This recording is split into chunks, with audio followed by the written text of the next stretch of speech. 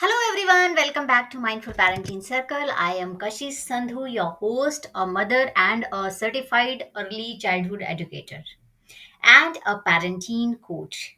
I help mother of teen parents.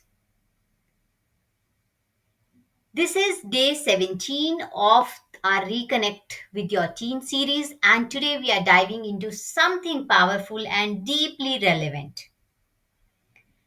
So these days, parenting has so much of gap, maybe old parenting and new parenting, and we are sandwich parent. We need to understand both the parenting style and need to find out what will work with our children. So basically, the topic is bridging the gap, parenting with decade difference. So grab a cup of chai, take a deep breath, and let's have a real conversation with your coach about what causing you disconnect with your child and how we can change that, how we can reconnect with our children, how we can reduce this gap, and how we can work. So our first question is why this gap? Why there is a gap? Our teen are growing up completely different world than our world. When we were teen, landline and letter were our way of communication. Only one landline phone was there at home. Everyone used that phone for calling, for receiving the call or outgoing calls.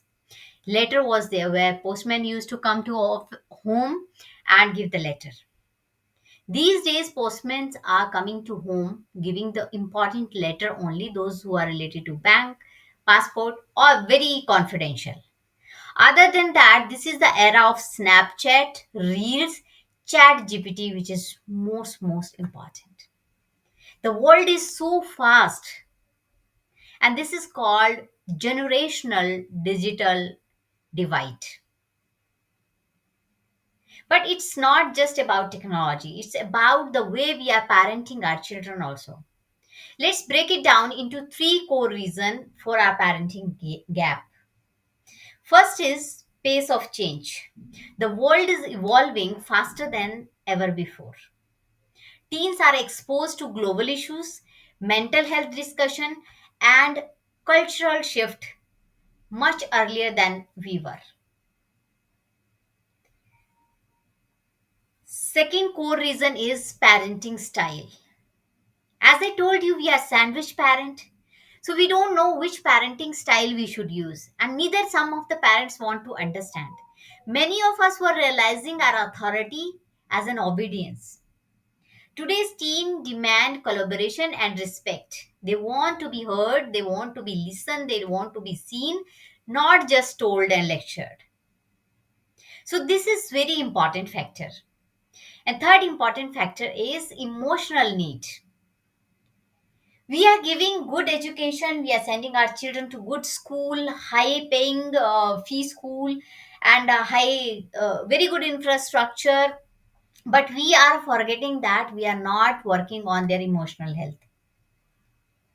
Luckily, few schools have started doing emotional development classes also, because they are realizing that with education it is very important. It is in my child's school also. So emotional awareness is higher in this generation.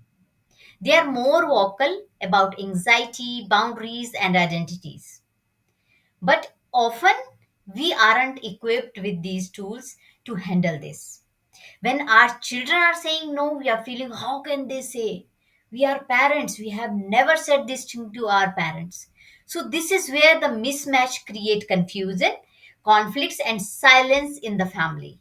And parents thinks that our children are going in the wrong direction. So what's at stake? The children's life.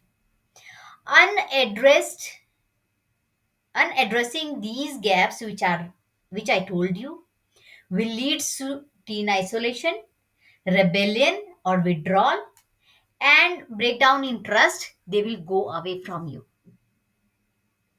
Many researchers are also saying, according to 2024 Indian Express Parenting Report, 62% of teens says that they don't feel understood by their parents. Their parents are not understanding them.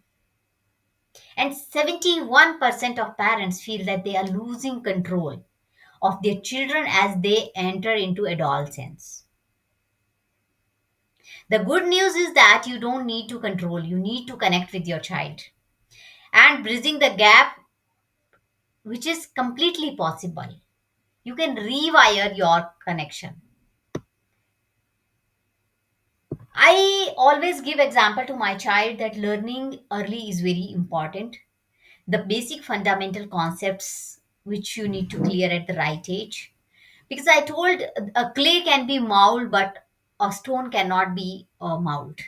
You have to break it with something, and you don't know which kind of shape it will come. But when you are doing it with the clay, you can make the shape which you exactly want with kind, compassionate, and positive attitude, with positive mindset.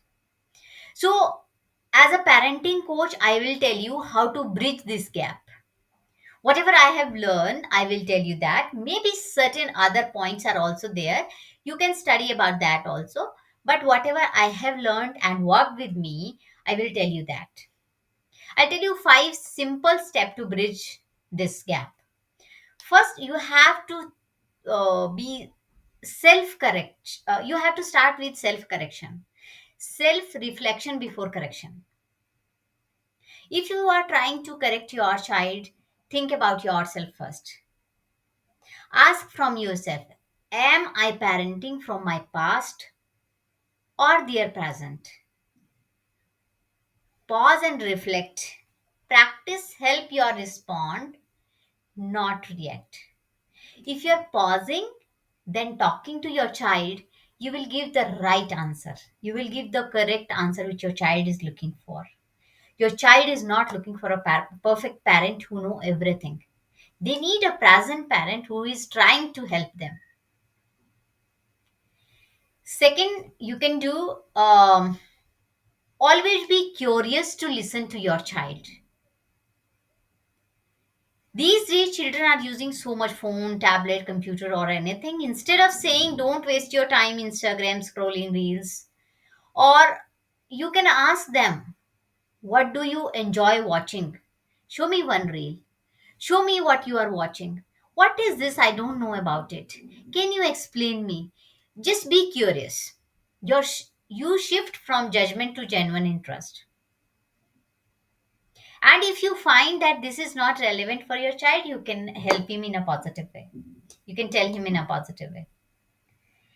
Third important step for bridging this gap is you have to learn their language. I'm not talking about their slang, but emotional language. Today's teen talk about boundaries, energy drains, safe space. Learn and listen and talk to them. If you listen to your child more than you speak, you will connect with your child. And fourth important point is you have to share the rituals, daily rituals.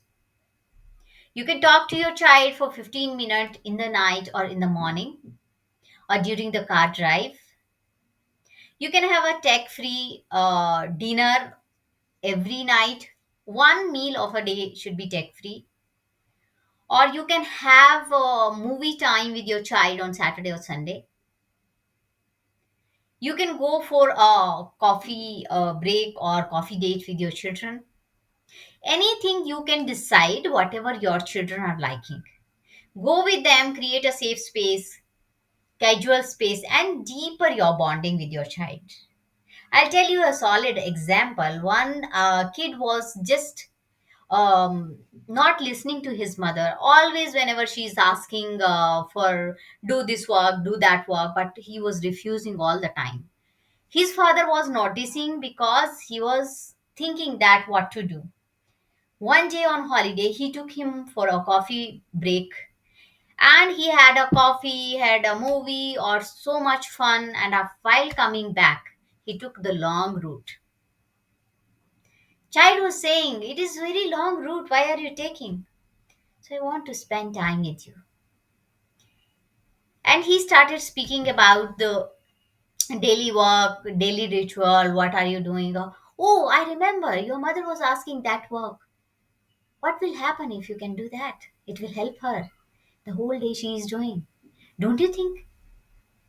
The child was so convinced with his father because the whole day he was trying to make connection. So they both were connected, and then he placed his thing which he want him to communicate. And the child listened it carefully, and it was deeply incarnated in his brain, and he started listening to his mother. And that was the day change. That's why when you are bringing up children, husband wife bond should be very, very good. You should know where you have to intervene. Your husband should know where he has to intervene. And fifth important point is empower, don't instruct. Whenever you are telling your child what they have to study, what they have to do, what they have to play, you should act that you are empowering them. Instead of saying you should study more, try what support would help you to focus you better on this subject. Do you need my help or your daddy's help for this? What if today we are finishing this fundamental concept? Do you want to play first and then we will sit for half an hour, or you will sit half an hour right now and then we'll go for play? Give them option which both are doable, and he has to choose one. So you are empowering them to do their work also, and you are just getting your work also done. You have to be smart enough as a parents with these today's kids. You shift from commanding to collaboration. Dear parents, I hope I am able to tell you the real concept. And the truth is that our children don't need a perfect parent, but they need to be a present, evolving, emotionally available, and understanding the current parenting style type of parent. Your teen doesn't need you to be cool, they need you to be curious and kind. And always remember, connection is built in small moment of presence, not in a grand gesture. You are not too old to understand them. You are the bridge, and your effort matter more than your expertise. And if today's episode gave you a new perspective of life, share it with another parent who need it. And if you are ready to deepen this journey, you can join my mindful parenting circle. And let's see, meet you in day 17 with your team. Tomorrow we will have day 18. I am Kashish Sandhu. I am so proud that you are showing up for your child and yourself. You are listening my videos or my podcast very closely and without skipping, and you are learning so much. Let's keep growing. Let's keep connecting. See you tomorrow in episode 18. Thank you so much.